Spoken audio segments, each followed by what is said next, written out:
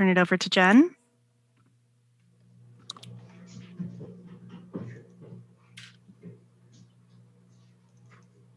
Hello, welcome to the community listening session on housing and houselessness. This evening, community members will provide testimony to the City Council.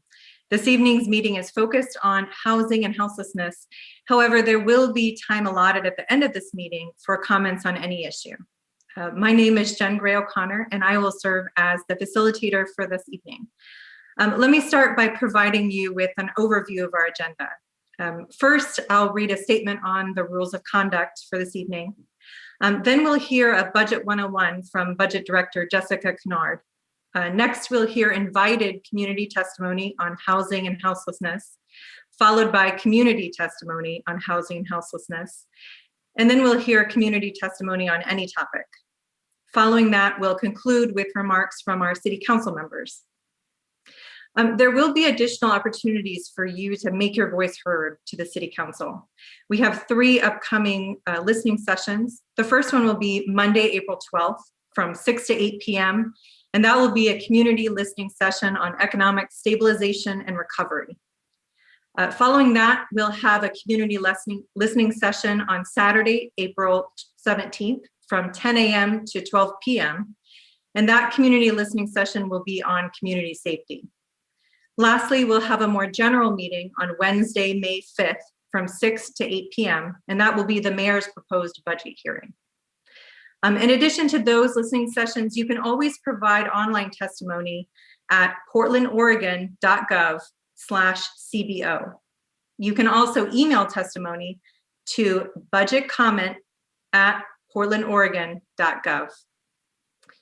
Okay, next I'm going to read a statement on electronic meetings and followed by our rules of conduct for the evening. Under Portland City Code and state law, the City Council is holding this meeting electronically. All members of council are attending remotely by video or by teleconference, and the city has made several avenues available to the public to listen on audio broadcast of this meeting.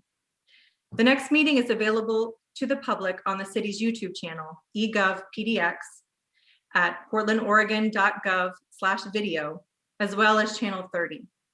The public can provide written testimony to council on the budget office website, which is portlandoregon.gov/CBO, as well as by email at budgetcomment@portlandoregon.gov. The council is taking these steps as a result of the COVID-19 pandemic and the need to limit in-person contact and promote social distancing. The pandemic is an emergency that threatens public health, safety, and welfare, and which requires us to meet remotely by electronic communications. Thank you all for your patience, flexibility, and understanding as we manage through this difficult situation to do the city's business. Okay, next I'm going to read our rules of conduct for this evening. The City Council represents all Portlanders and meets to do the city's business. The presiding officer preserves order and decorum during City Council meetings so everyone can feel welcome, comfortable, respected, and safe. To participate in the council hearing, participants apply to give testimony online. If you did not apply and you would like to give your testimony to the council, please submit the testimony in writing at portlandoregon.gov/CBO. When testifying, please state your name for the record, but your address is not necessary. Declare if you are a lobbyist. If you are representing an organization, please identify it. You have 2 minutes to testify. You'll be timed by staff, and when your time is over, you'll be given a verbal warning and then muted when 2 minutes have passed to allow for as much participation as possible.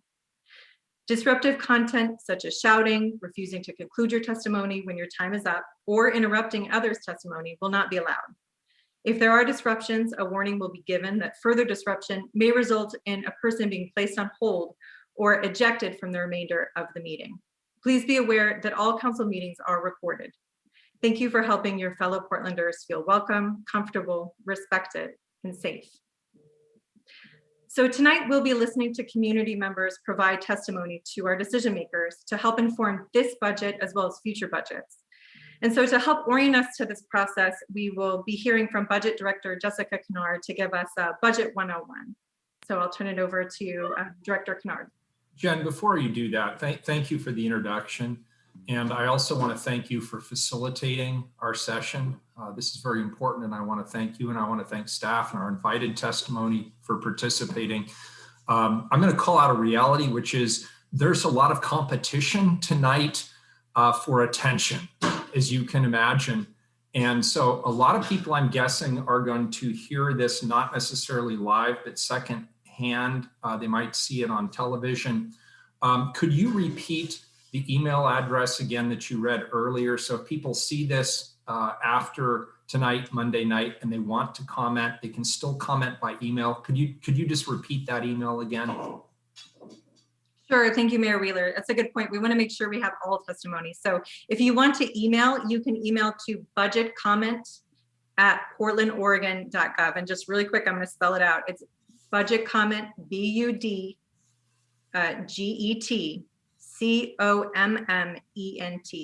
@portlandoregon.gov. Thank you. Thanks, Jen. Okay, great. And we'll hear from Director Kennard now.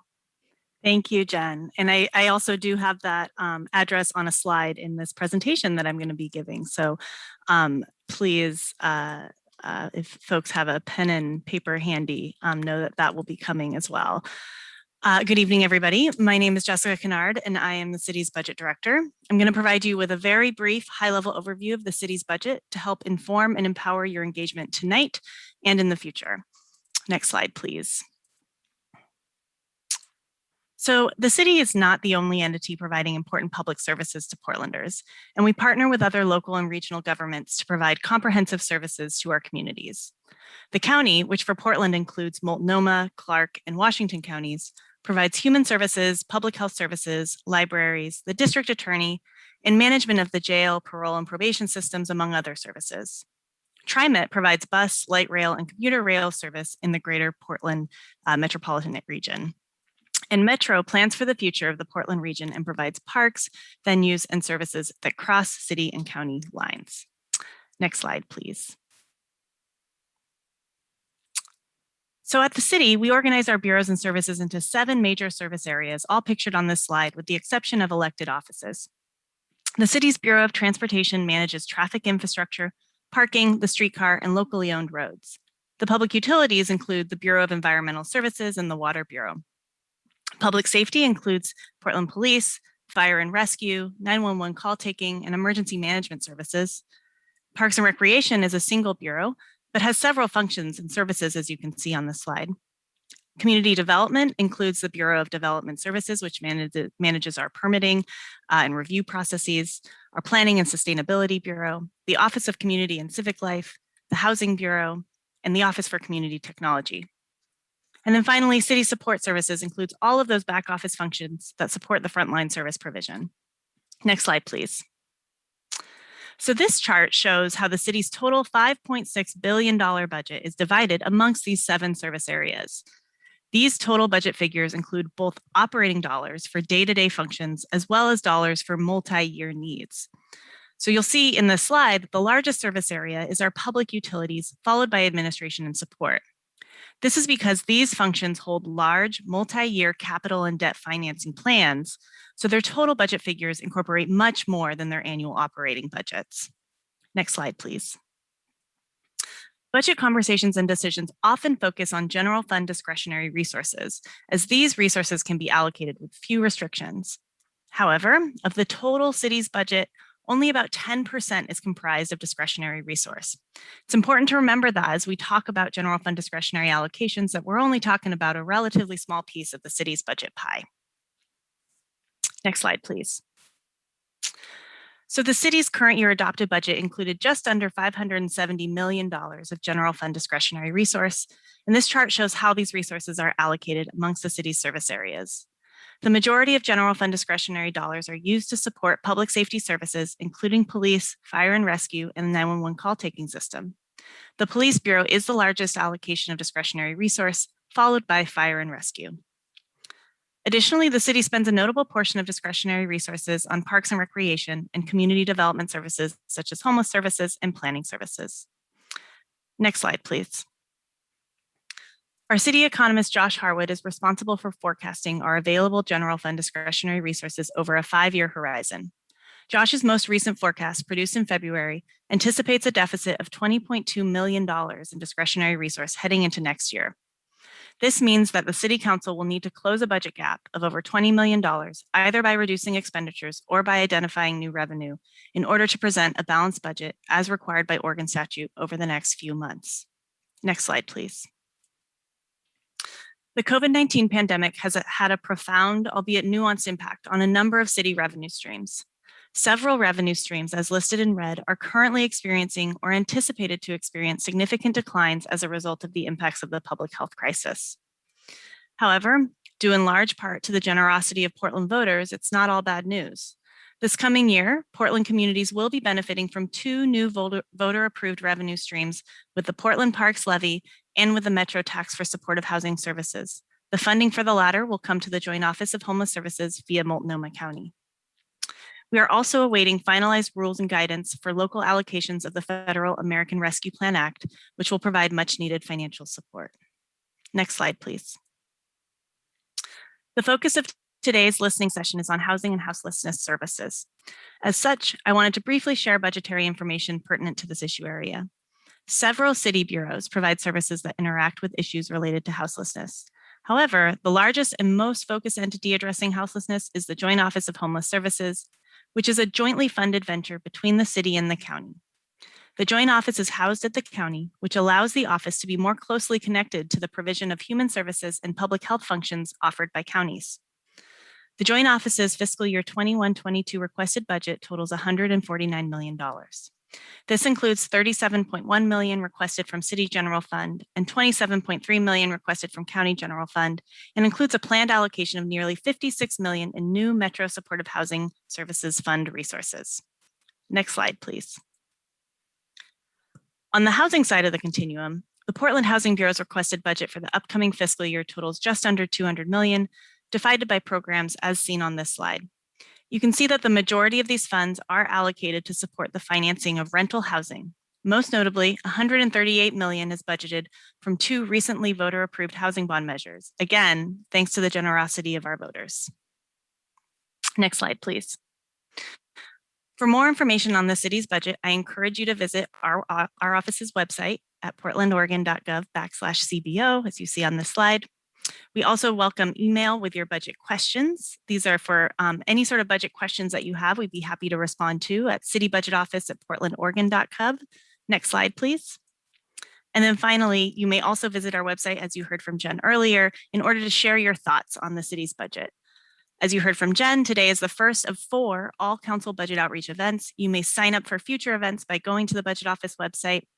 Additionally, you may submit online testimony by visiting the Budget Office website or by the Portland Maps website as listed on this slide. And you may also email your comment to budgetcomment@portlandoregon.gov, also listed on this slide. All written testimony will be shared with the council. This concludes my presentation. I'll turn it back over to Jen. Excellent. Thank you very much. Next, we're going to move into the portion of our evening where we'll hear invited community testimony. Just to give you some background, council office is connected with community members to ensure that at this hearing, we hear from a diversity of voices during our listening session. Our first testimony of the evening is dedicated to this invited testimony, which will be followed by open testimony to the public. There'll be 2 minutes for this testimony, and our timekeeper, Zach Johnson, will be keeping time. When your 2 minutes is up, he'll say time, and then that'll be your opportunity to go ahead and conclude your comments. Just as a note, if you are joining us by phone, make sure you use *6 to mute or unmute as our testimony begins. And now Zach will read our first 3 invited speakers. Hello. So the first 3 people we will hear from tonight are Jesse Burke, Katrina Holland, and Lisa Larson. In that order, we will start with Jesse Burke. Hi there. Can you hear me? We can. Yes. Okay, my name is Jessie Burke. I am the owner of the Society Hotel in the Old Town neighborhood. I'm also a mother of 3 children. I grew up very poor, and I'm a former social worker and teacher. I'm testifying today in support of the creation of organized camps in Portland city limits. The current state of the city, our highways, and our neighborhoods is untenable and completely lacking in the symbiosis needed for a city's ecosystem. I consider this the first step that is necessary to begin to create a sense of order out of the chaos that has become our city. However, we must commit to the full programming of these spaces, not simply allowing parks to be used as anyone desires, but organized sites with a fenced perimeter, garbage service, toilets, and regular on-site management.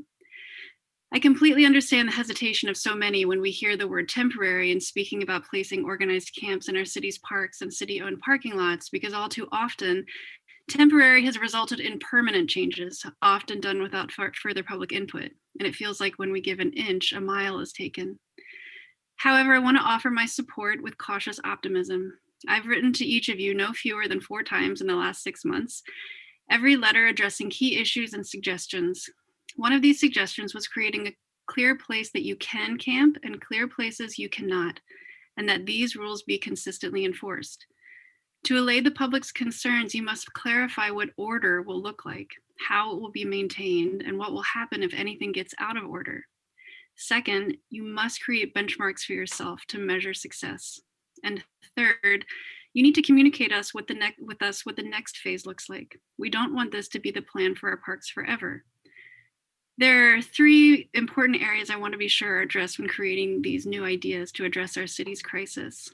1, begin with the end in mind. This means begin each project with a clear vision of your desired outcome. What does your ideal vision look like for the city of Portland? Because only when we know where we want to go can we make a roadmap to get there. I'm almost done. 2, if we always start with empathy, if the empathy is refused, we must move to enforcement. And 3, remembering our social contract with one another. In order to be caught in our city's safety net, we also commit to working towards getting back to being a contributing member of society. That is everything. Thank you. Next, we have Katrina Holland.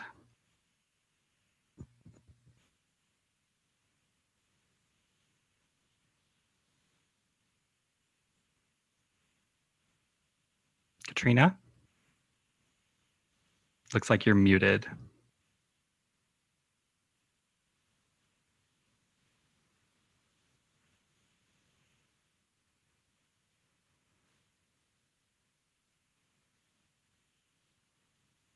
Okay, we can come back to Katrina after we go to Lisa Larson.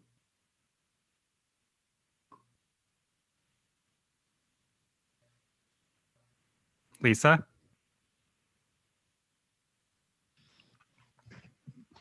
Sorry about that. I ended up having difficulties there for a moment. No problem. First of all, thank you for having me here to talk tonight. My name is Lisa Larson, and I am currently Vice Chair at Dignity Village, where I have resided now for the last 11 years. I've held many other positions in the village, and I'm also part of the board of directors of Central North Neighborhood Association. Dignity Village is a great working model for alternative housing. We are the only city-sanctioned, self-supporting, self-governing homeless community that we know of in North America. And the city has granted us the land that we're on, but everything else we pay for. And that's very empowering to us, which it runs about $4,000 a month to run this village. And we do that by each one of us paying some money. We also have some micro businesses, and we survive out here. Dignity Village can have about 60 full-time residents. We also help many other homeless people in the area with our day use facility and with our donations building that they have access to. When my husband and I arrived out at Dignity Village, we were both broken. I came out of a very abusive situation, and when we were living out on the streets, he developed schizophrenia. But because of the safety and the secure feeling we have here at Dignity Village, we've both healed. He's off meds and has been now for 6 years. And I'm sitting here talking to all of you, a little nervous, of course, but I wouldn't have been able to do that before. I was afraid of my own shadow. Dignity Village was a miracle for us. It was a safe place for us to land, to heal, and to rebuild. And I really feel like there needs to be more villages. putting people into shelters. Yeah, okay, it's a roof over their head, but they're not learning how to rebuild themselves. They're letting other people make their choices. And out of dignity, being self-governed, we make our own choices. In my opinion,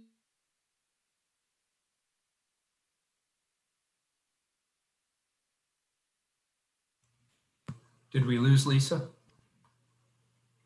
Looks like she froze. and easier to set up and far less expensive to run. So I really feel like the village type model is the way to go. Thank you. Okay, I want to loop back to Katrina Holland. Katrina, are you available?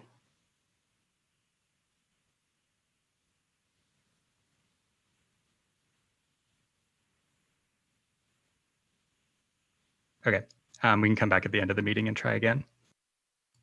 So our next three speakers are going to be Bob Stoll, Seyhan McKelvey, and Kaya Sand. So we'll start with Bob. Hi, I appreciate having the opportunity to talk tonight. I'm the co-chair with Katrina Holland of Here Together, which was the creator of the Metro Supportive Housing Revenue Measure. It had the support of over 500 organizations and community leaders, and that's essentially why it got passed. We're very supportive of the Multnomah County implementation plan, which of course the city of Portland is part of.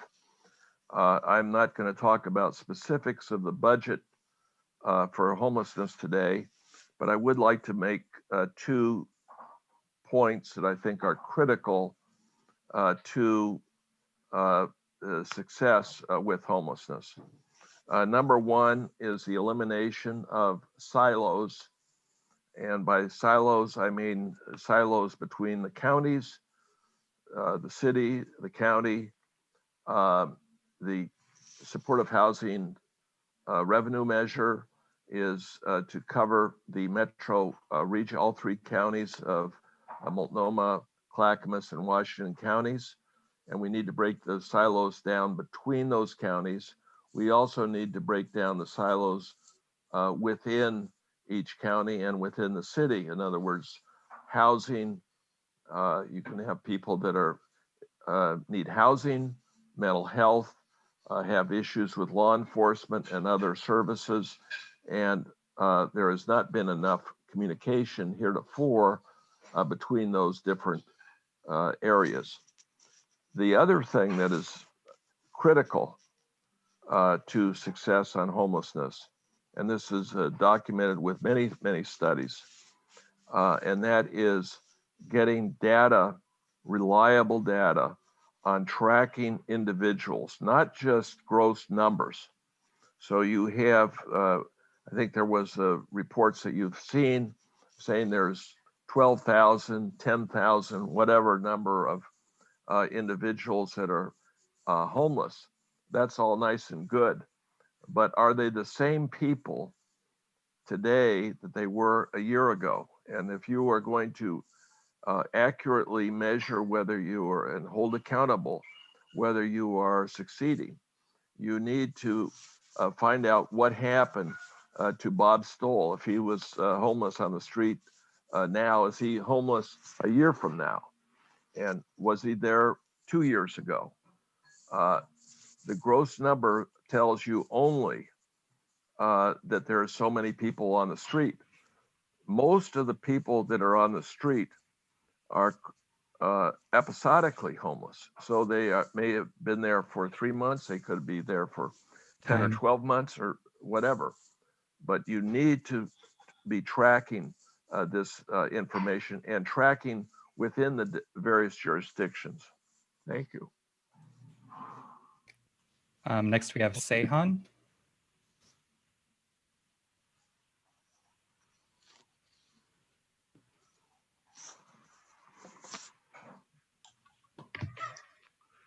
Good evening, good people. First, just want to say thank you to Mayor Wheeler and all the city commissioners for taking time to listen to all of these different voices tonight. Just wanted to share a couple points about how some of our culturally specific providers specifically view a few of the issues with regards to supporting supportive housing services. I think that mental and behavioral health services, as well as addiction services, are needs that are probably universally agreed upon. But in order to keep with an approach of equitable collaboration with our various community-based organizations, and specifically our culturally specific partners who work with the city, I think that there is a more important supportive service with that can't be overlooked as we go through the process to administer these funds, and that is our unlicensed coordinators or advocates or coaches or community health workers or whatever different folks might call that, but the unconditional supportive person who is going to be able to be that coach, who's going to be able to be that mentor, who's going to be able to be that teacher, who's going to be able to be the person for our various community members who are needing to access supportive housing services. We have to make sure that that unconditional supportive person exists and is not tied to someone's participation or engagement with addiction services or mental or behavioral health services. And ensuring that that is there is something that, again, would be in the spirit of keeping with collaborative partnership with our community-based organizations who apply that method universally across the board. But we just have to make sure that we don't overlook that unlicensed professional with a mode or a service delivery method that prioritizes the licensed professional services that are also needed. And then the other point I wanted to make sure we're able to make, that as we work with our other jurisdictional partners to come to a jurisdictional solution for the homeless problem that we all see and feel and touch in the work that we do in our everyday lives, just in living with our neighbors and our community members who are experiencing this, we have to work together to make sure that there is regional access to the regional solutions that we are trying to create. And by that, I will want to emphasize that we are able to utilize our funding flexibly throughout the region. That if we are a provider in Multnomah County and somebody comes to us from Washington or Clackamas County, we don't have to tell that person, go find another access point because you're outside of my jurisdiction.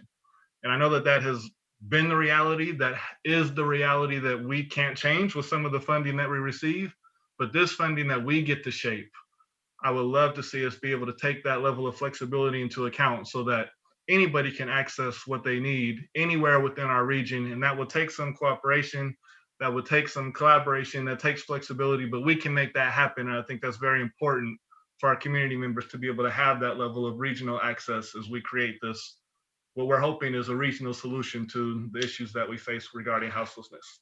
And again, thank you so much for listening to our different voices tonight. All right, it looks like Katrina Holland is ready now. Katrina?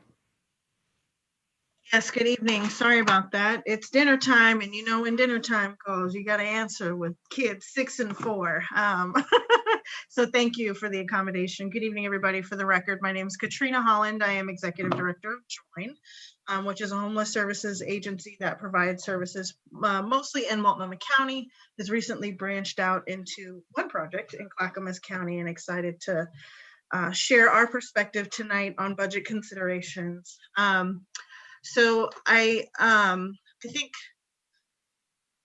what's really important, I think, in this conversation and in this budget cycle, understandably so, a lot of commissioners are facing some pressure from the public in trying to resolve some of the issues that we've seen on the streets with folks who are living in tents and in semi-permanent structures that have been a little bit difficult for some of our neighbors. And we have heard and have discussed with commissioners, both in the city and in Multnomah County, the idea perhaps of trying to expand alternative sources of camping and shelter, as well as expand our shelter system. For the record, I want to make sure that folks understand that Join is supportive of that. And we also want to be very clear in saying that Resources are limited, and so we do hope that the commitment to housing first as a priority will continue to be a priority with our discretionary dollars in homeless services that we invest in through the joint office. And in particular, I really want to call out an opportunity that we see to give folks the opportunity to get off the streets relatively quickly, while at the same time offering opportunity for permanent housing or semi-permanent, depending on the situation, housing stability, but opportunities to end their homelessness. And that is with master leasing. It's not a new concept that folks have talked about. It's something that is done through many of our agencies in the provider network. But we do believe that there is a unique opportunity right now where we could dedicate some dollars toward master leasing private market units and providing permanent supportive housing services or wraparound services for those in which alternative camping or shelter may not work. And we're really adamant about this because our model has shown that it works extremely well and is extremely effective. Because in many cases, the folks who are living on the streets were at one point, as described earlier, living in a home. And so they can be successful in doing so. A lot of the sort of thoughts and stories and perceptions about who our friends are on the street is very different than what our experience has shown. And so just to give a little bit of a teaser on this, at Join, we do provide mobile permanent supportive housing services. We have a shared caseload of about 180 folks shared amongst 7 different agencies with a behavioral health care provider, as well as caseworkers to help maintain permanent housing opportunity, or I'm sorry, not permanent housing, primary care. That's what we're looking for, primary care. And about 95% of the folks that enter our program are successful 6 and 12 months after they have been placed into housing within that same unit. And so we do see an opportunity with the urgency of getting folks off the street, of partnering with some of our private housing providers right now, master leasing those units and placing folks into that space. So that is something that we'd like to see prioritized as a budget priority. And while I have you, I will also say, in addition to that, we are advocating strongly that the Metro Supportive Housing Services dollars, and we'd appreciate the City of Portland advocating for this to also address a wage and compression issue in the housing provider network. And I'm pretty sure, Commissioner Rubio, you can talk about this like the back of your hand, but it's been a long-standing issue where a lot of our workers are making what will now be considered minimum wage, yet providing care and services to folks that is well beyond what minimum wage should be. And oftentimes it makes us compete, unfortunately, with folks in the government system. So thank you for your time, and I look forward to more discussion about this. Thank you. Next, we have Kaya Sand. Good evening. I'm Kaya Sand. I'm the director of Street Roots, and my thanks for the opportunity to testify tonight. As we look at the city budget, as well as the incoming American Rescue Plan Act federal funds, I call on us to really feel how we need to be transformed by this pandemic. Street Roots vendor Leo Rhodes told me that going back to normal isn't good for people for whom the norm has never been good. The same old is not enough. And so this means that we invest in the Housing Bureau, the Joint Office for Homeless Services, knowing that when rent comes due, the evictions will be massive, and we can't just close our eyes and hope. Street Roots vendor, poet Peter Saltzman wrote, "Outcast and abandoned, we cannot pay our rent." And when people can't pay their rent like Peter, they too often end up on the cold ground. They need access to rent assistance, rent cancellation, eviction prevention, cash so urgent for people to stay housed. Our post-pandemic city will be populated by more open buildings. We need to be bold, we need to be nimble, and how those buildings can expand the urgency of our singular goal of housing, housing, housing housing. And I want to emphasize that even though our topic is homelessness and housing, we should read every single bureau's budget through how housing is possible and survival can be made better.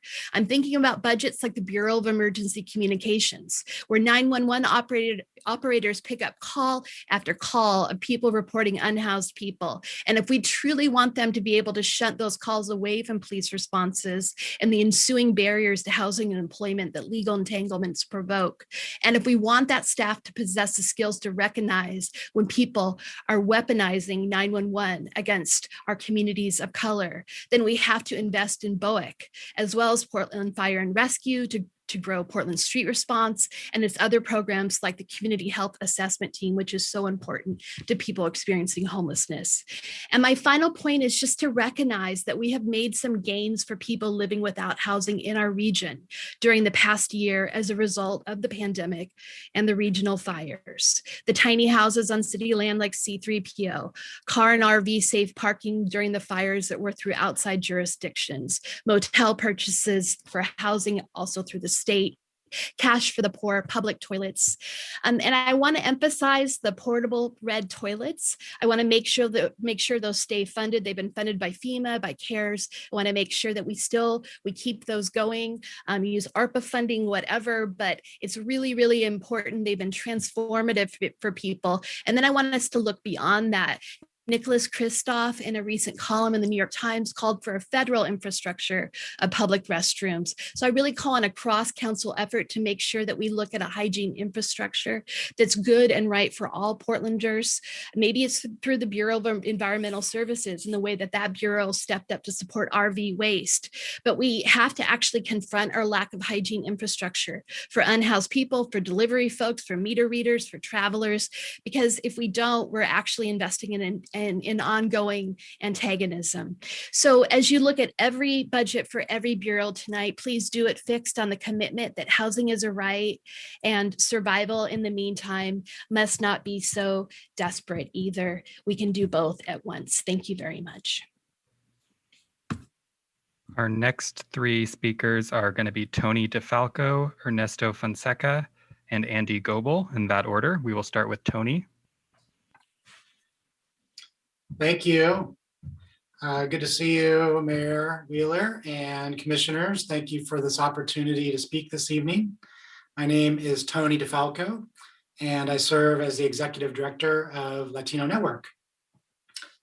The Latinx community continues to struggle with adequate housing and underrepresentation in data relative to houselessness. Our community members are doubling up and tripling up to be able to withstand both the ongoing economic challenges our community faces and the more specific challenges we face during this pandemic. Moreover, we face harassment from landlords who threaten to call ICE on community members that complain about living conditions, thereby having a chilling effect on the ability to secure safe and affordable housing. We also experience fear of retaliation when we do seek government assistance, making our population very challenging to reach. Therefore, we recommend 3 actions for the council when considering the budget relative to housing and houselessness. Number 1, keep up and increase the investment in the joint office for 2 reasons. This can serve as a regional template when we're looking at here together dollars regionally. 2 is to increase through that investment in community partnerships. Our communities require the specific assistance of trusted intermediaries to access resources, to prevent eviction, and so on. And we continue to experience underinvestment in that area. 2 is to plan for the potential of state approaches to extending the eviction moratorium failing. If those fail, we will see significant evictions increase for our community members who are already experiencing significant eviction actions in terms of the harassment they face. Third, and finally, I'll just echo a point that was raised by very well by previous speaker, Katrina, where she talked about wages We are asking the council to include a COLA, cost of living adjustment, and a 5% wage escalator annually on contracts for community partners. Our workforce is often not able to continue to live in Portland on the wages that they receive under these contracts, and are often in the position of actually seeking public assistance, the same public assistance of the folks that they are serving. As was noted before, there is a wage gap between public sector employees who provide these services and nonprofit sector employees who do, and we need to close that to increase retention, increase the kind of support that we're able to provide, and provide for long-term sustainability of the supports that community partners are able to provide to folks in need. Thank you very much. Next, we have Ernesto.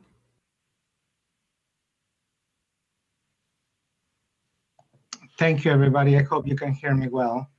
My name is Ernesto Fonseca. I am the Chief Executive of Hacienda CDC, and I've been living in Portland for the past 4 years. I've been delighted to see how Portland is really trying to push forward into addressing some of the many critical issues that the West Coast is facing.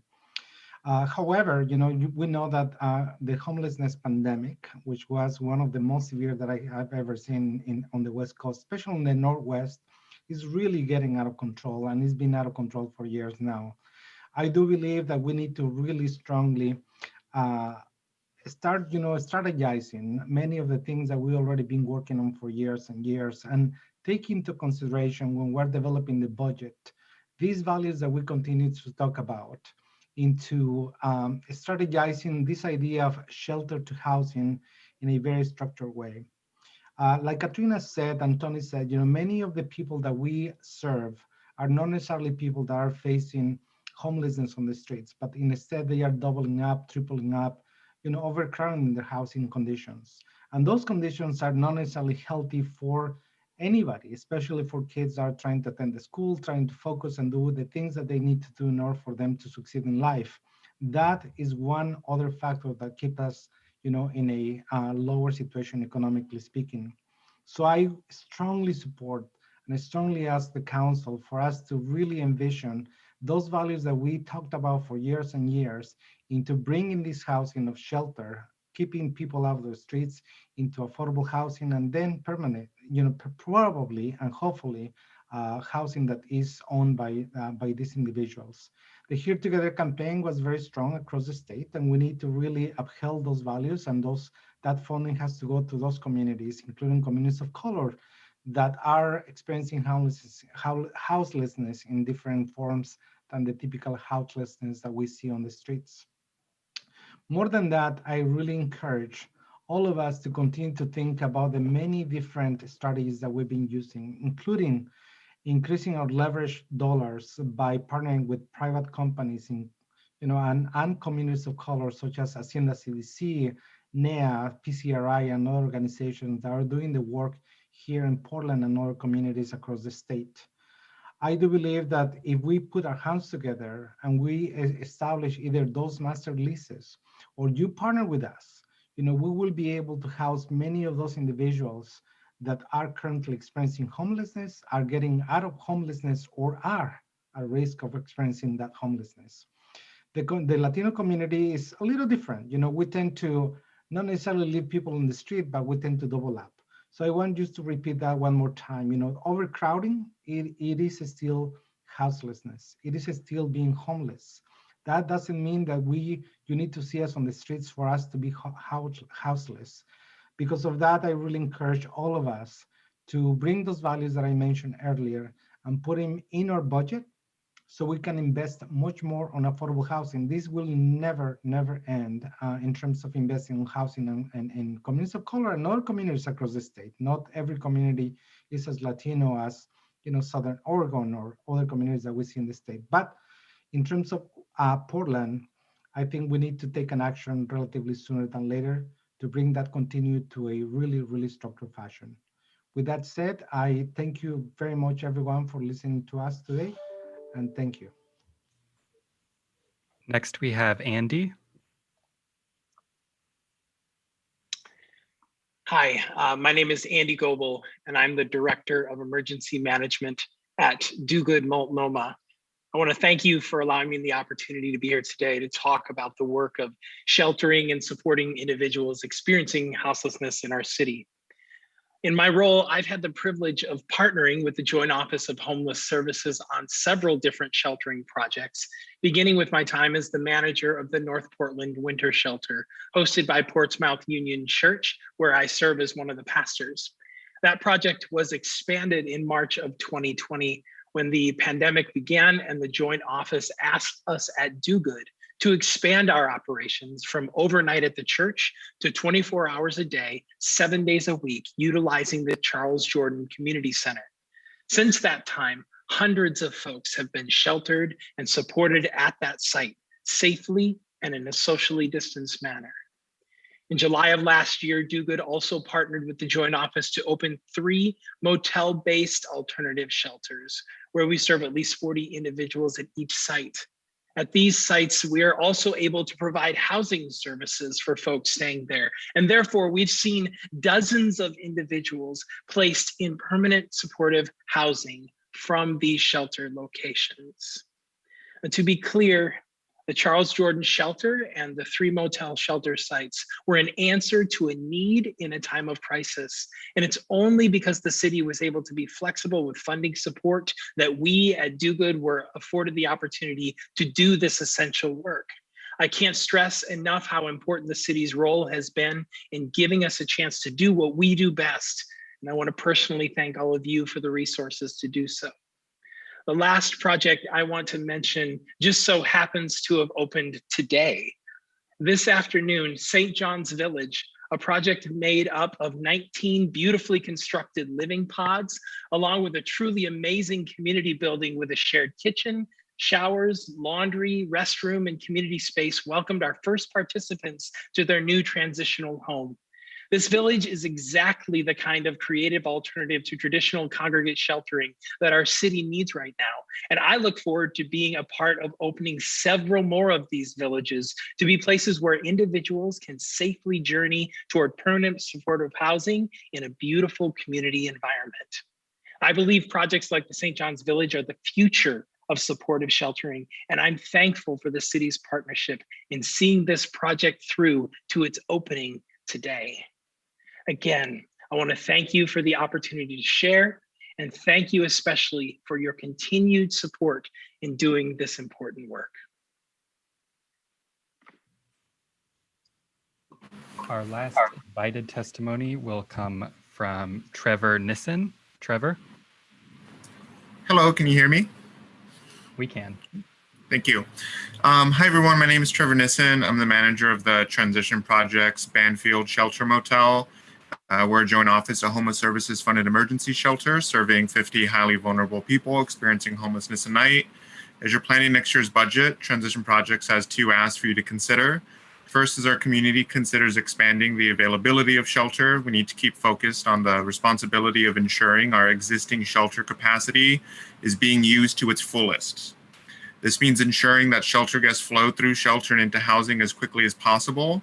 As the city makes decisions on how it wants to support shelter services in the coming year, Transition Projects urges that we first make sure that we are maximizing the utility of our existing beds by fully funding the key support services, including rental assistance, housing case management, and wellness supports that we know are essential in helping shelter guests get housed. Second, our community has undervalued the work of frontline homeless service workers for too long. Many of my colleagues are themselves in need of the same social benefits that we are helping their clients access every day. Transition Projects and other agencies doing this essential work need the help of Multnomah County and the City of Portland to provide just wages to the workforce, and that starts with ensuring our agencies can depend on a consistent annual cost of living adjustment in our contracts with the city and county. Please help ensure that we as a community take care of our caregivers. Thank you. Yield my time. Okay, I will now turn it over to Jen to introduce the next section of comment. Thank you so much. I'm deeply appreciative of our invited testimony. Thank you all for sharing your thoughts. We're now going to move to our open testimony on housing and houselessness. Again, each participant will be given 2 minutes for testimony. Zach will be timing the testimony and will tell you when it's time. Again, if you're using a phone, make sure that you push *6 to be able to mute or unmute yourself. And so Zach will read our first 3 participants. Thanks, Jen. The first 3 for community testimony are Brian Hoop, Tyler from Free Lunch Collective, and Tyler Gonzalez Aguera. So we will start with Brian.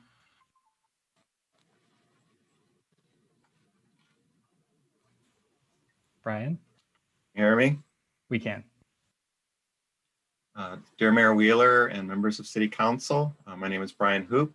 I join you tonight speaking for Housing Oregon in support of the Portland Housing Bureau's requested budget. We strongly support the continued efforts of the Housing Bureau towards centering their policies and budget priorities on expanding affordable rental housing and homeownership opportunities for Black, Indigenous, and people of color and low-income households throughout Portland. Housing Oregon is a membership-based statewide association of 45 affordable housing nonprofits committed to serving and supporting low-income Oregonians across the housing needs spectrum, from homeless to homeowner. We concur with the Portland Housing Advisory Commission urging City Council to not hold the Housing Bureau to the 5% cut across all bureaus. Communities of color and low-income communities continue to face disparate economic challenges brought on by the COVID pandemic and economic downturn, and now is not the time to cut their budget. There are 3 points I wanted to share for consideration about future city housing and homeless service budgets. Number 1, the forecast for Portland Housing Bureau's base budget for development faces a significant shortfall after fiscal year 24 with no additional funding sources in the pipeline. Tax increment financing and voter-approved Portland construction bond funds will be phasing out then. And so now is the time to begin planning what comes next. So Housing Oregon members are committed to work with the city to help identify sources and develop partnerships to advocate for new resources. We need to identify ongoing general fund support to replace the TIF Urban Renewal District resources as those districts continue to phase out. And we also invite city leadership to begin engaging with Housing Oregon members to consider options for future construction bond measures to replace the current housing bond. 2, we are encouraged Portland Housing Bureau is embarking on an update to their vision and mission statement and development of the local implementation plans for the Metro Regional Supportive Housing Program are a big step forward. But beyond those efforts, we need the city to take leadership coordinating with other key Portland Metro jurisdictions on a long-term regional plan that begins with a vision of a future that ends our crisis and tells the community how we intend to strategically end the affordable housing and homeless crisis. We need to be clear with ourselves how we will invest to create a housing and homeless service system that ends the current crisis in a defined period of time, what resources will be needed, and how we will deploy those resources from all of our sources, not one bond or measure at a time, but in a coordinated way over time to shrink unsheltered homelessness and build a housing system that ensures everyone has a home. And lastly, we support Partners for Affordable Homeownership's call on City Council this past December to build an internal city culture that is passionate about financial stability and wealth building in BIPOC communities. We need to dispel the myth that homeownership is just for moderate income households and build a program that will fund successful homeownership for households of color under 60% AMI. Partners for Affordable Homeownership, which is made up of Proud Ground, NEA, Hacienda CDC, PCRI, Habitat for Humanity, and Urban League of Portland, identified 11,538 units are needed in Portland to eliminate the race gap in homeownership. So we encourage you to consider bold actions such as taking the North-Northeast preference policy citywide. And Portlanders for Affordable Housing had also recommended $50 million is needed to help at least 500 BIPOC households buy their first homes over the next 3 years. Time. I appreciate your time. Thank you. Next, we have Tyler from Free Lunch Collective. Good evening, commissioners. Can you hear me? We can. My name is Tyler. I'm with Free Lunch Collective. We're an anarchist collective which provides sack lunches to our unhoused neighbors and community members. I'm here to speak specifically on the topic of homeless sweeps, defined by the ACLU as the forced disbanding of homeless encampments on public property and the removal of both homeless individuals and their property from that area. These sweeps are a counterproductive band-aid to larger problems of classism, ableism, and addiction. The removal of these people and their belongings is a waste of resources that could be spent solving problems that come from living during multiple crises, including housing shortages, opioid use, displacement from natural disasters like wildfires, and a global pandemic. Clearing these camps is an ineffective strategy that further criminalizes poverty and terrorizes already vulnerable populations. The use of sweeps is inadequate for a number of reasons, some of which I will list now. Number one, items needed for housing get taken and lost within the sweeps, which causes unnecessary instability. It can result in houseless people losing everything from basic survival goods to important documents required to get a job or housed. These documents are not easily replaced for a population with limited funds and mobility. Number two, sweeps are especially dangerous during COVID. By uprooting people from their tents or chosen communities, the city is forcing people to disregard shelter-in-place orders. Shelters and nonprofit resources are dangerous hotspots for illnesses, especially for those at risk. There's also no guarantee that services will be accessible because the need far outstrips the availability. Number three, many people choose to strategically camp near resources they need access to for survival. Sweeps displace people away from those resources, which are designed to help them and isolate them from support. While it may seem to some property owners that there are no alternatives to homeless sweeps, I have a few ideas to offer. Instead of sweeping houseless camps, the city could work on building systems to assist those in need. Some popular ideas include offering sanitary measures such as trash collection services for people in tent communities to use. Create sanitary stations that are actually well-stocked and managed. Disperse laundry vouchers or create another program to address the lack of available laundry service when experiencing homelessness. People forced to live outside often have to toss out clothes they love that they got from nonprofits because it gets muddy and dirty in Portland rainy weather, on top of the normal hygienic struggles of living outside anywhere. Shelters provide endless amounts of clothes to those needing it, but providing laundry vouchers is more humane on top of more cost-effective.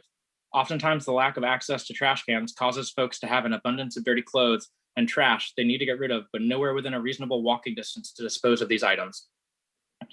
Number two, make more areas specifically dedicated for tent communities that are run by the tenants themselves and folks who come from that background.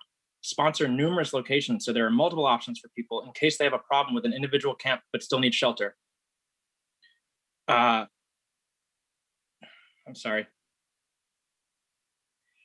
Multiple areas like tiny home villages or permanent camps so that there are enough places to service the numerous people experiencing homelessness.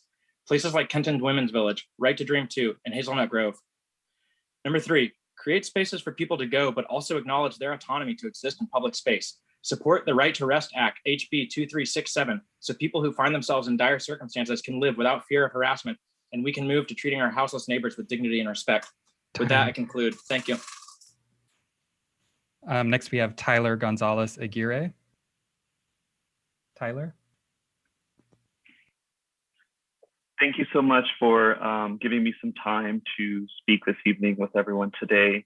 My name is Tyler Gonzalez Aguirre. I am a concerned community member. I am not affiliated with any organization. I am calling as a community member who has lived in Portland now going on 8 years.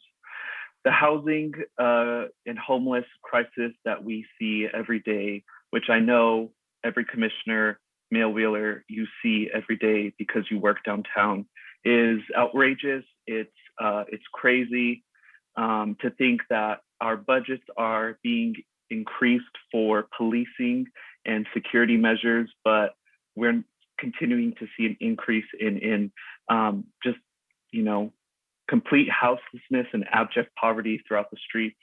It's very upsetting. You know, I'm just a community member. I pay my taxes, I work, I have a second job, and I try to do what I can.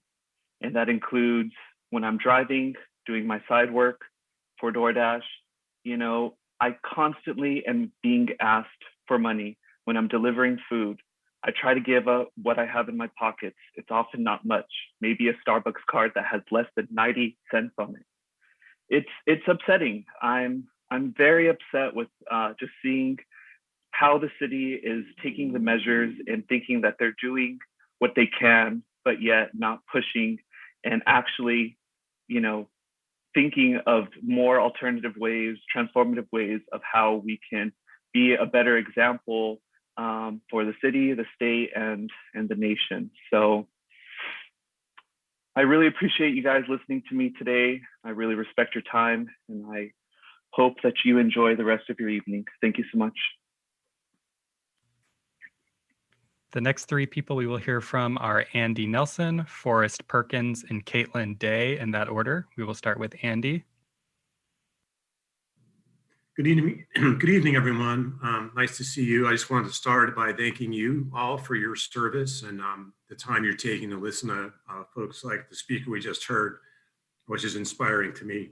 I'm here just to talk about one particular issue, but it's a significant one that really fuels our homeless and housing services, and a couple of previous speakers have mentioned it. And it's an overlooked piece of really the important infrastructure that goes into our social safety net, and that is the compensation for the folks who are doing the work on the front lines. And I just wanted to illuminate with a couple of numbers of the scope of the issue and a potential solution.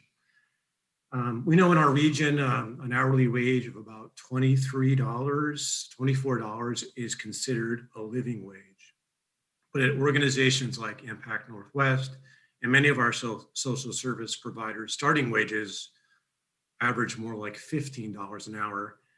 And in recent research that we've done, we've determined that a full 87% of our employees do not earn a living wage, and 57% earn less than $18.77 an hour. This is a substantial issue for delivery of the services that we know work. It's also an equity issue. More than half of our collective employees come from BIPOC communities. And as a previous speaker mentioned, I think it was Tony from Latino Network, we are looking for some movement in next year's budget, specifically a cost of living increase and what we can hope can be upwards of a 5% escalator, so that we can catch our valued and treasured employees up to a living wage. Thanks again for your time and for listening. Next, we have Forrest.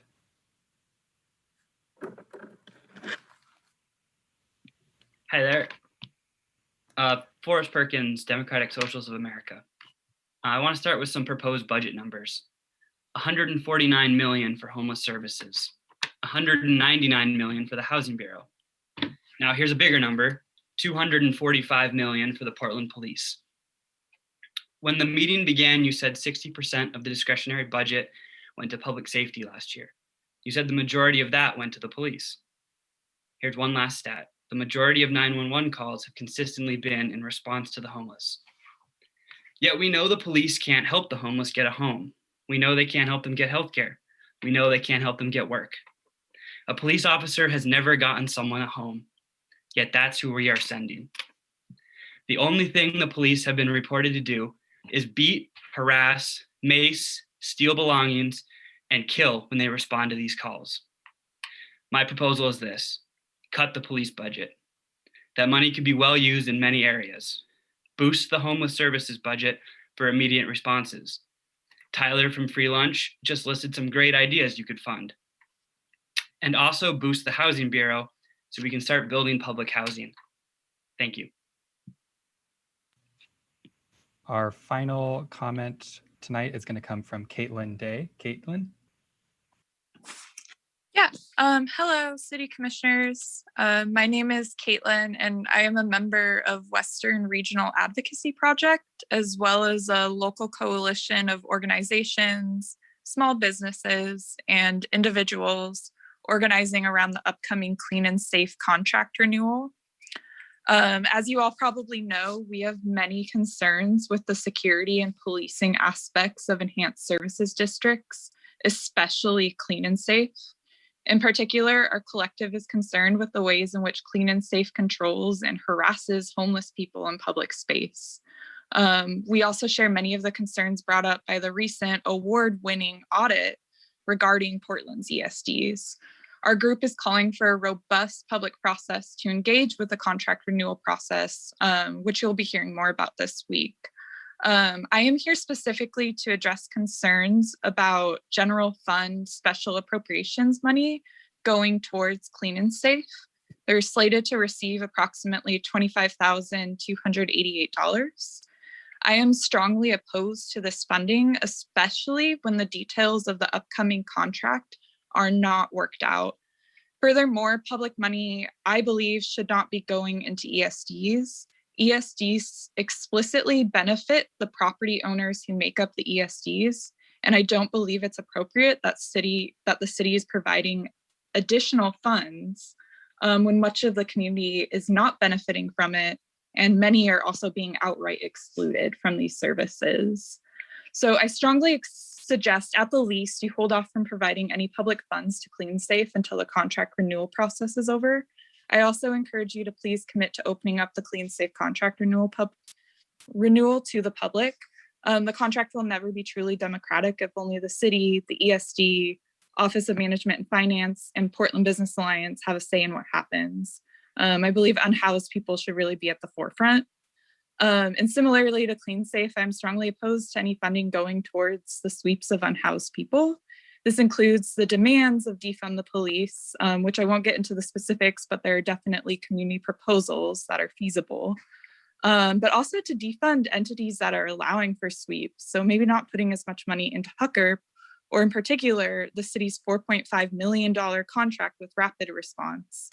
And I also want to point out how I think it was a little egregious for the city to quietly renew the Rapid Response contract in December without a robust public review. Because to my understanding, that was the promise in early 2020 when the contract was renewed for just 1 year.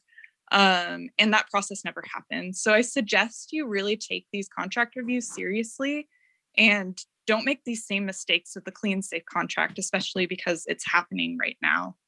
And so I want to end with saying that tomorrow there's going to be yet another sweep at Laurelhurst Park. And residents there are really hurting, and they're very tired of the city's cat and mouse game of pushing people into all these different directions. So I implore city commissioners to truly engage with the community in the following months, as there are many important issues related to the budget, and the people most impacted are consistently excluded. And in my opinion, these listening sessions are not enough, and in a lot of ways feel like it's just a means to check a box. Just know that we're always eager to talk to you and to truly meaningfully engage in the process. But first, we really need you to meaningfully engage with us. That's all I have. Thank you. Okay, we have one more commenter who has joined us actually, Simab Husani.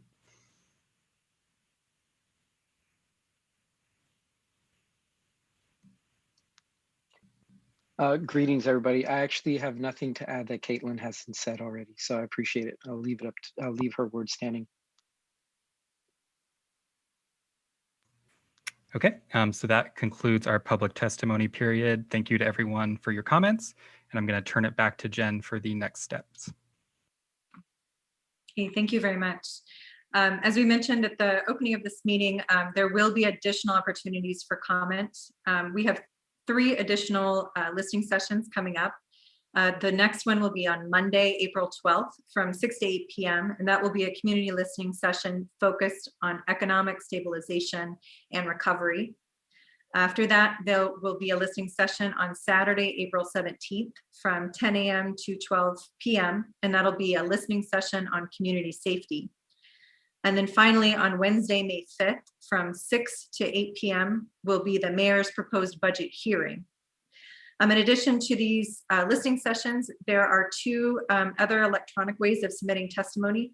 The first is by going onto the website at portlandoregon.gov/CBO. You can also email testimony at budgetcomment@portlandoregon.gov. And then all of the testimony that we receive will be provided to the council offices.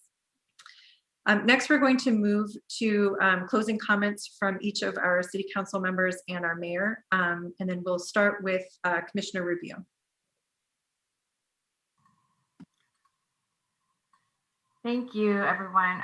First, I'd like to appreciate the City Budget Office for setting up a process that enables us to be here tonight to listen to some community voices about our budget process. And I also really want to thank the trusted community leaders who are working in this space and for sharing their experiences and their recommendations tonight, and also the community that's come forward to testify. I've been looking forward to the start of these opportunities to listen and engage more because for the last decade, I've usually been on the other side and been one of the community members providing testimony at government budget hearings. So for me, I'm pretty clear about what my job is tonight. And that is that as a city council member and as part of a city council, it is our job first and foremost to listen and learn and to center impacted communities in our decision making. And the bottom line is we need to budget to the values that I know that we have all expressed that we hold. And we need to, as one of the last people that testified, we need to meaningfully and thoughtfully engage with community as we do that. And that is not a one-shot deal. It's an iterative process every day. And at the top of that, one of those values we've all expressed is that housing is a right. And that's what I heard tonight as well. I'm hopeful that even in this time of multiple crises that are happening in our communities and to our communities, that we can produce a city budget that demonstrates all of these things. We simply have no other choice but to face these economic disparities and these structural barriers once and for all, to find a better way for all of us, including and especially our most vulnerable neighbors and our BIPOC communities. So I look forward to continuing to do my part in my job to ensure that we're creating more housing affordability, that we're creating more housing options and we're more services and wraparound supports, and that we're walking our talk about housing along with all of my colleagues. So thank you to everyone again for coming out tonight. Thank you very much. Next, we'll hear from Commissioner Ryan. Thank you. Thank you, Budget Office. Once again, you put together a very well-run session with the community. And thank you so much for those of you who took time out of your schedule this evening to give voice to your values and your passions around, I'd say, the issue that's really gripping every Portlander right now. There were some common themes that were clear and also not surprising, but I'd like to, I just want to call out one, the use of the language hygiene infrastructure. I really appreciate that language. I think Portlanders all over the map are asking for that. I think that's why there's this openness to how we manage shelters differently, and are open to outdoor managed shelters, and how we have that hygiene infrastructure and access to services. No longer can we just assume that one is going to need to find the bricks and mortar facility that provides them, but that we are agile and that our services come to those Portlanders who need those services. And there's also more communication about the continuum. And I liked the comments about data, not just being the outcome data, the big number data, the macro data, but how can we really know each person by name? And how can we track how we're serving them and how they're moving along to build resilience so they no longer are houseless, but they're actually thriving and a part of and have stability in their lives. So the truth is, Portlanders, it's been decades since we've been here in terms of a time where we have revenue streams coming in that we can rely upon. And you're basically showing up to say we need to get it right. And I'm just grateful to serve with the council, the entire city council, that sees this as one of our #1 priorities. We are thinking out of the box, and we really all hold a shared value that everyone deserves a place where they can lay down and have a safe and restful sleep. And so I'm just grateful to be a part of a team that has those values. Anyway, thanks again for your comments. I will be reflecting on many of the things that I heard. Thanks. Thank you. Next, we'll hear from Commissioner Hardesty.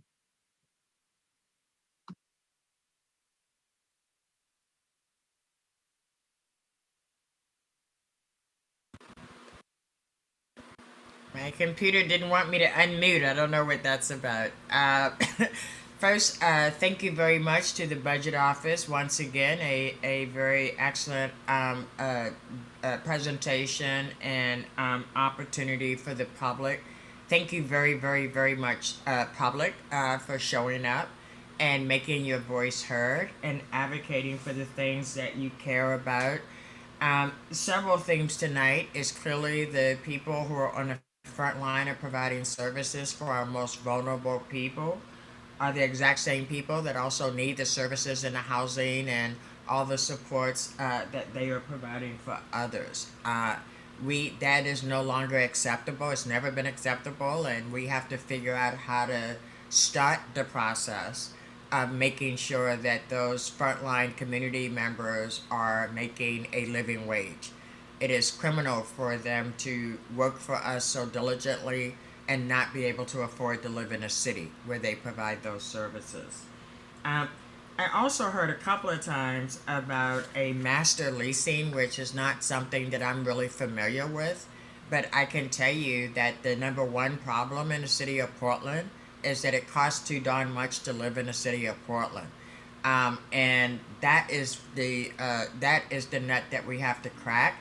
I certainly would not be interested in fully funding a overpriced apartment building so that we could put poor people in it, because the reason that they're empty is because nobody today who lives here can afford to live in them. So I think that we must be creative. We must look for big solutions, but we also cannot leave people on the street to themselves.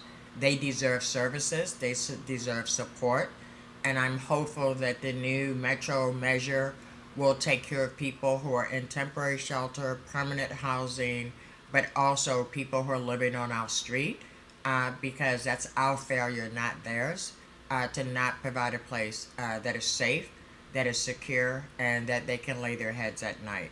I look forward to the rest of our conversations. This is just the first public forum, and I encourage the public to email us, call us, make sure your voice is heard through this process. This is the beginning, not the end of our budget process. Thank you. Thank you. Next, we'll hear from Commissioner Maps. I'd like to start out by echoing the themes that many of my colleagues have touched on. I'd like to thank the Budget Office for organizing this event. I want to thank everyone who took time out of their evening in order to share their concerns about affordable housing and homelessness. And I also want to say that I'm heartened by the consensus I heard across different speakers. And in addition to that, the compatibility of the ideas that I think we heard tonight. I was taking notes throughout. I think I got everyone's testimony into my spreadsheet. And I think you can kind of break down what we heard tonight into two groups of ideas. One group of ideas deals with strategies, and another group of ideas deals with fairness. And I love all the strategies that I heard tonight. This is part of my agenda and my vision too.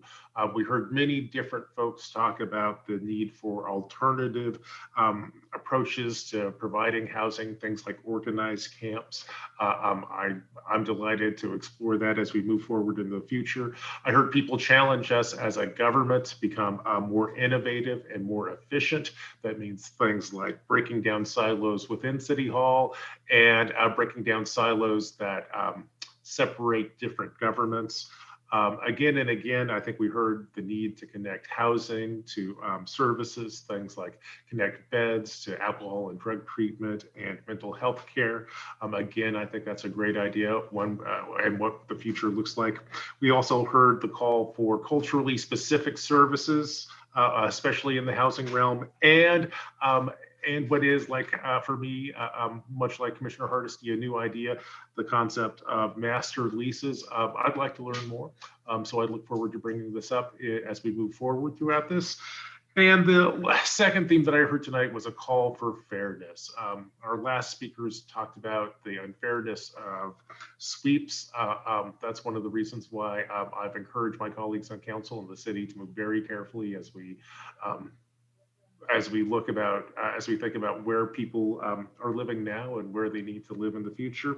And I'll also note that I heard again and again and again today about the need for fairness in the wages that get paid to the folks who serve our most vulnerable neighbors. That makes sense to me too. And I hope that we can build that principle into this budget that we are putting together now.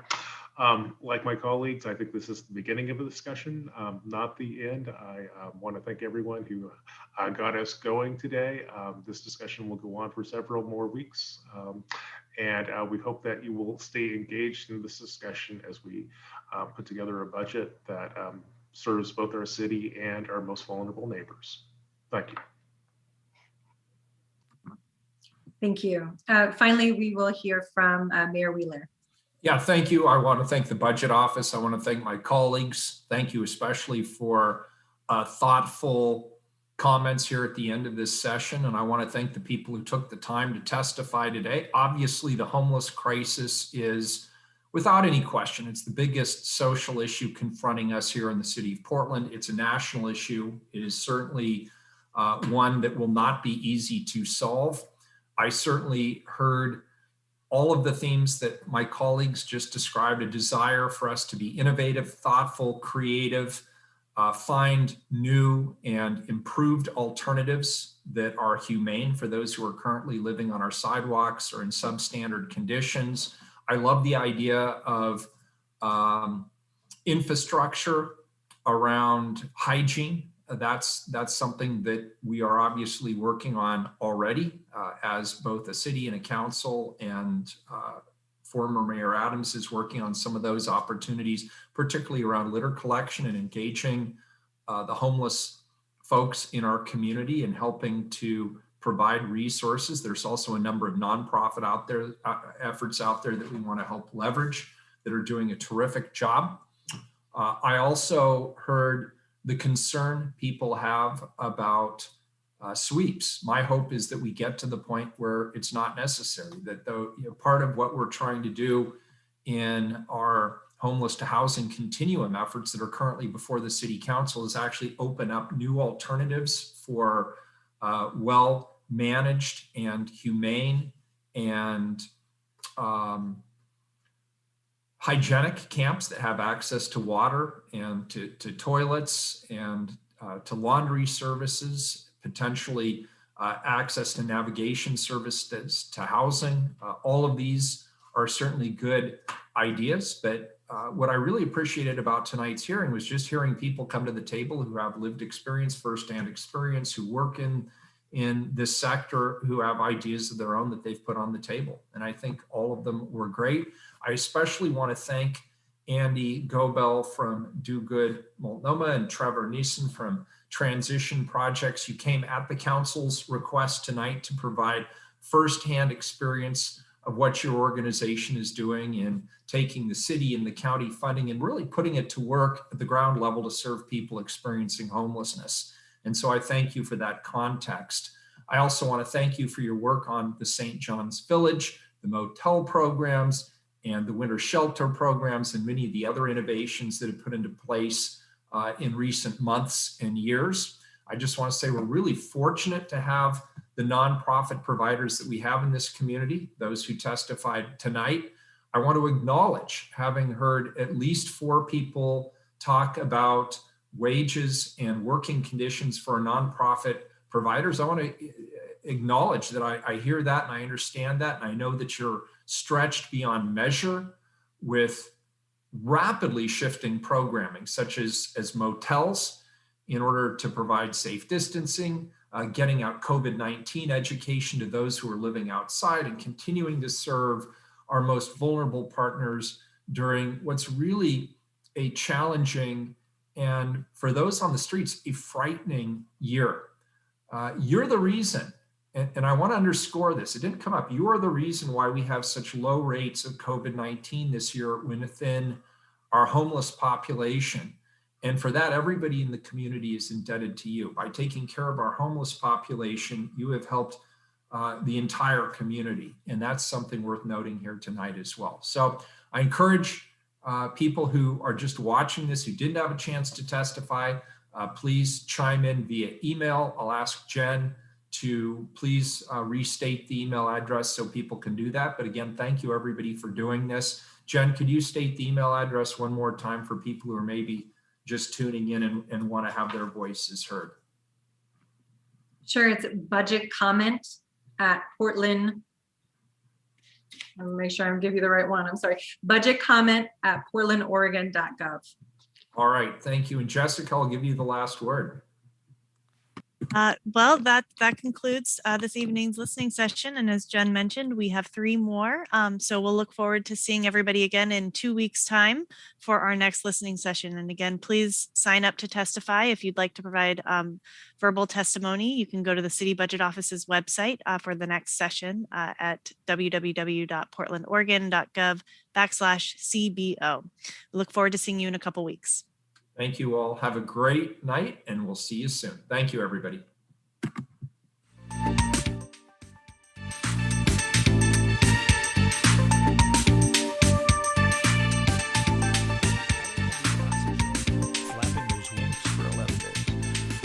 Yeah, you can feel sorry for somebody who's, laboring up the side of Mount Everest or K2 in the Himalayas, where they're dragging one foot in front of another. They've spent weeks acclimating to this higher and higher altitude, and as they get near the summit at 28,000 feet, they look up, and there's bar-headed geese or ruddy shell ducks or cranes flying effortlessly overhead. And the reason birds can do this is, any off-the-shelf bird has a dramatically more efficient respiratory system than a human. Our respiration system is what's known as tidal. We draw air into our lungs, and it goes back out the same way, like a tide going in and out of a marsh. So we extract relatively little oxygen from each breath that we take. Birds, on the other hand, have a system of air sacs that run through their body and connect with their lungs, and it actually takes them 4 respirations for each breath to move all the way through this system of lungs and air sacs. So they're able to extract 90% of the oxygen from every breath they take. On top of that, the birds that migrate over the Himalayas, like bar-headed geese that winter in southern India and will just simply fly in one nonstop flight over the Himalayas, have even more efficient lungs. They have very efficient hemoglobin in their blood that's much more efficient at pulling oxygen from their blood. They are somehow able to avoid the effects of things like pulmonary edema, which kills a lot of human climbers. We don't really know how they do that, but they're able to function at oxygen levels equivalent of about 40,000 feet. I mean, a human at 40,000 feet without supplemental oxygen would die. These birds are not only able to survive it, but they're able to exercise at high levels while they're doing that. Scott Weidensaul's new book is A World on the Wing, The Global Odyssey of Migratory Birds. He'll be back to talk more about the amazing world of migratory birds after this short break. I'm Dave Davies, and this is Fresh Air.